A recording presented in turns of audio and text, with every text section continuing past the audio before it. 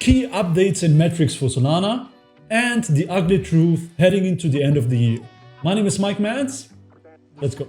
Before we start the video, the channel is slowly but surely growing, so please do me a favor, please like, comment below, check out my links in the description, and subscribe. Alright, let's stop wasting time and let's jump into the key metrics for Solana. Solana actually surpassed the 2,000 block producing nodes. This is great in general. Why? Because it's good for decentralization.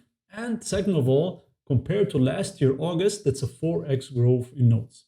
Again, as I always say, keep an eye on what those blockchains and projects are doing in these bearish times, because you can only imagine what's going to happen then in the next bull run. All right, speaking of decentralization, as you can see here, the Nakamoto coefficient, certainly one way to measure decentralization on a blockchain, is increasing, especially in 2022. So respectable there. And one key thing Solana needs to address is the Solana geographic diversity. Okay, why is that? First of all, we are distributed in over 25 countries. That's good. However, 50% of the validators and 40% of the total stake is between United States and Germany.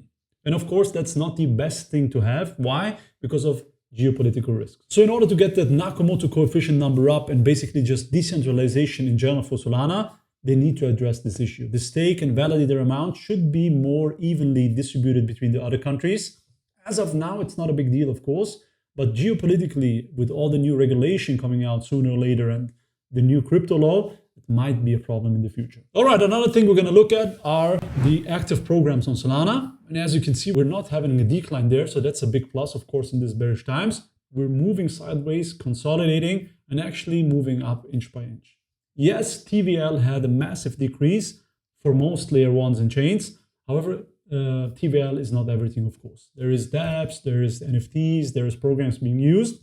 And since we're not seeing any big decline there, that is, of course, a big plus. All right, let's get to the ugly truth about Solana. Despite all the micro improvements I'm showing you, and despite the fact that the Saga phone is coming out, where key developers of the iPad Pro were involved, despite the fact that there is massive incentives with the hacker houses for Solana, and despite the fact that there is many improvements in certain areas, one thing and one thing only is on the people's mind, and those are unfortunately the Solana outages. And as you can see here, we never really reached a 100% stable position for a long enough time for people to forget about the outages. It seems like every couple months that we have some sort of issue. And that is unfortunately a problem with Solana, because of all those bullish things I'm showing you and all the bullish metrics, the outages are just a pain, and especially for the haters to keep nagging out the blockchain. So keep that in mind. We need to solve that outages problem on Solana, especially on a decentralized blockchain.